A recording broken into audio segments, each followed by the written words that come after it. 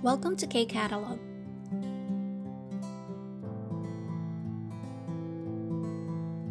KIIP Level 1 Unit 18 textbook, nasa ilki or reading part na tayo. So basahin ko yung ating article. 안녕하세요. 제 이름은 구천입니다. 저는 한국 사람과 결혼해서 한국에 왔습니다. 저는 남편과 한국어로 말합니다. 그래서 한국어 말하기는 쉬운데 쓰기는 어렵습니다. 저는 평일에는 아이들에게 중국어를 가르칩니다. 그리고 주말에는 한국어도 공부하고 한국 요리도 배웁니다. 아직 한국 생활에 익숙하지 않아서 힘듭니다. 하지만 즐겁습니다. 여러분은 한국 생활이 어떻습니까? So, ano ibig sabihin niya dyan? So, yung ating sumulat is si Gutchon. Ayan, nagpapakilala siya. Sabi niya, hello, ang pangalan ko ay Gutchon. Ako ay ikinasal sa isang Korean, kaya naman ako ay nandito ngayon sa Korea or dumating dito sa Korea. Ako at ang aking asawa ay nag-uusap gamit ang Korean language. Kaya naman, ang pagsasalita ng Korean ay madali, pero ang pagsusulat ay mahirap. Okay, so marhagi speaking, 쓰기 writing. Sabi niya, no, 쉬운데. If maalala niyo yung ating grammar na 은데, 는데, 니은데. So, yung gamit niya dyan is however, kaya but. Okay, sabi niya, madali para sa akin ang pagsasalita ng Korean, pero ang pagsusulat daw ay mahirap.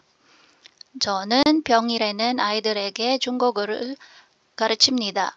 Sabi niya, ako kapag weekdays, ay nagtuturo ng Chinese or Chinese language sa mga bata. So, yun ang trabaho niya, no? Ano siya? Chinese language instructor siguro siya. 그리고 주말에는 한국어도 공부하고 한국 요리도 배웁니다. Pagkatapos, sa weekend naman, nag-aaral ako ng Korean language at nagla-learn or natututo din siyang mag-aral ng Hanguk Yori, Korean food. Ayan, yung pagluluto. Yori is to cook. So, nag-aaral din siyang magluto ng mga Korean foods. 아직 한국 생활에 익숙하지 않아. So, 익숙하다 means ano ka na, no? Sanay ka na. Pero dahil naka-G na, ibig sabihin, hindi pa siya sanay. Sabi niya, 아직. So, yet o kaya still. Sabi niya, 한국 생활에. So, yung pamumuhay daw sa Korea ay hindi pa siya masyadong sanay. 익숙하지 않아. So, 힘듭니다. So, kaya naman, nahihirapan daw siya. Mahirap. So, sabi niya dyan, hanggang ngayon ay hindi pa ako sanay sa pamumuhay sa Korea. Kaya naman, nahirapan pa. Nahirapan pa daw siya. 하지만 즐겁습니다. Ganun pa man, however, 즐겁습니다. Na-enjoy naman daw niya. So, kahit na mahirap, na-enjoy niya pa rin. 여러분은 한국 생활이 어떻습니까? How about you? Kayo naman, kamusta ang inyong buhay sa Korea? Okay? So, yun yung ating article, no? Try nating sagutin yung mga questions. Number 1, 구천 씨의 남편은 어느 나라 사람입니까? Ano daw ang nationality or saang bansa ang husband ni 구천? So, ano yung sabi niya? 저는 한국 사람과 결혼해서. So, yung sagot natin dito is 한국 사람.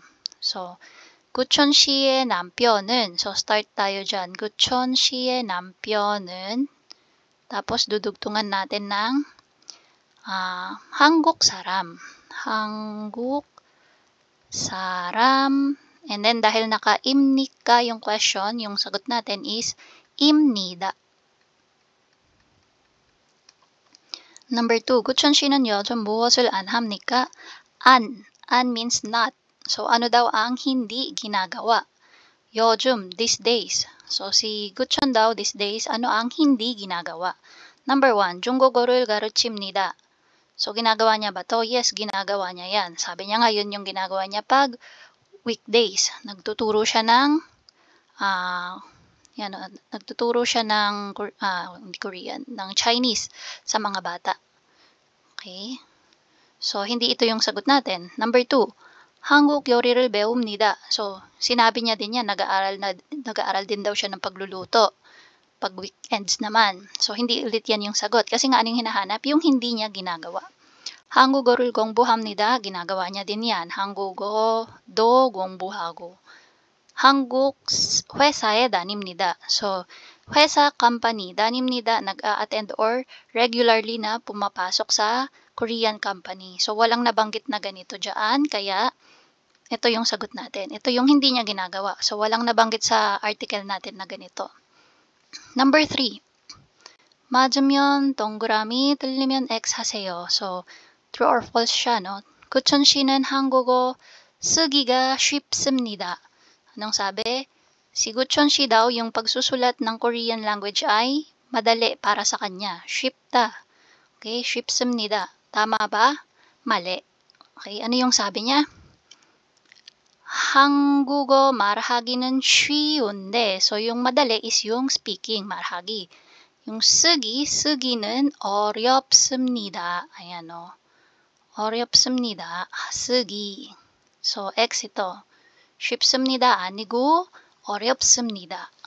So, that's for reading. Para naman sa writing natin, sabi, 여러분의 한국 생활은 어때요?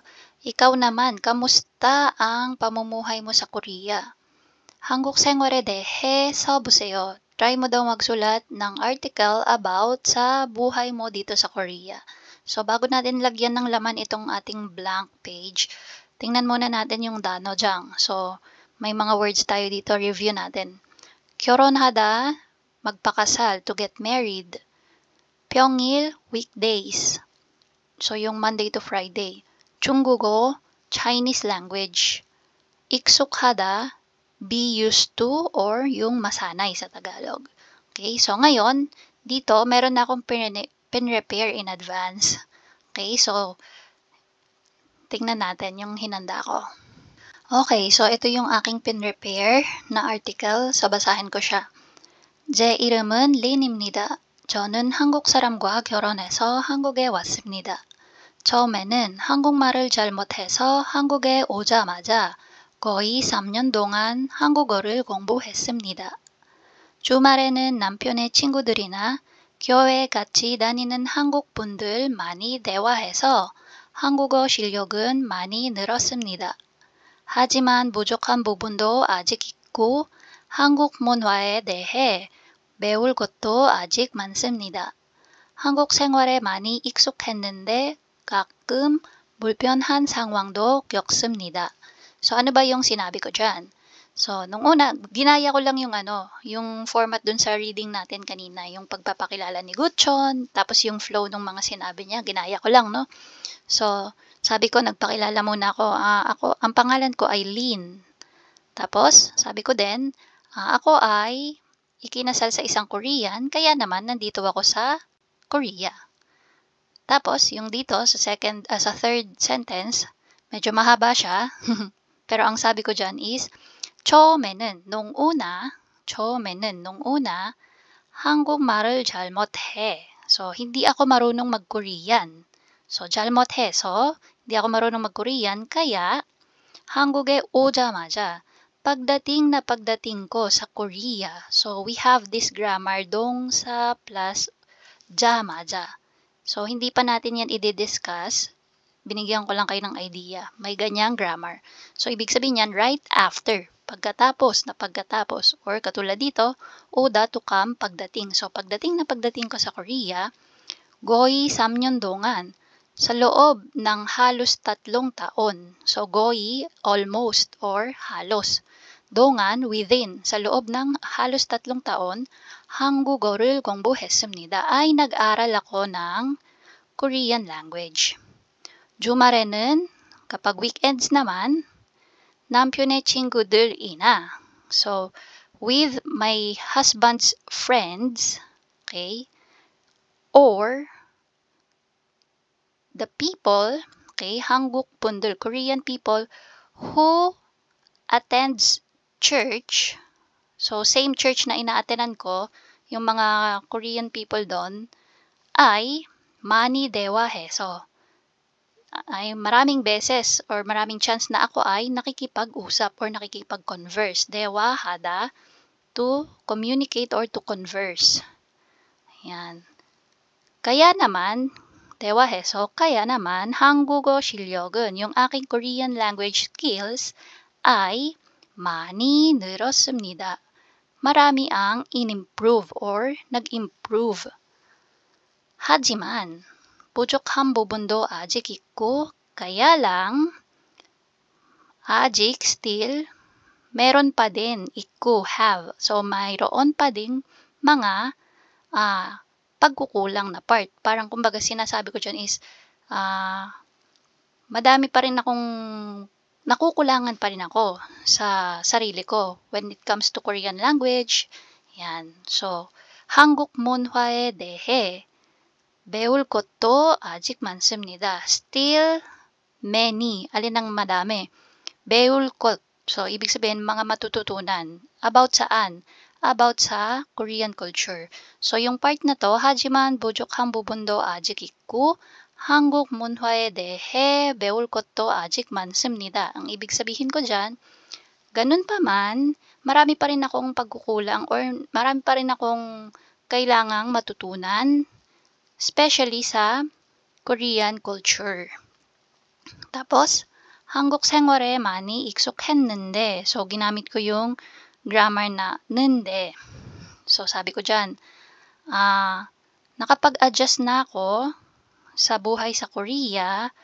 However, kaya lang, yung 는데 natin, 가끔, there are times, okay? At times or sometimes, may mga times na 불편한 상황, 불편한 uncomfortable. And then, 상황 is situation. 겪습니다. So, 겪다, to experience. Okay? Or maranasan. So, sabi ko dyan, nakapag-adjust na ako sa pamumuhay sa Korea, ganun pa man, may mga times na nalalagay pa rin ako sa mga uncomfortable situation, yung mga hindi kaaya-ayang experience or sitwasyon. So, ganun talaga. Kasi meron kasing language barrier kahit sabihin mong marunong ka na mag-Korean eh. Hindi lahat alam mo. And ganun din sa culture nila, magkaiba talaga kasi sa atin. So, yun yung aking article.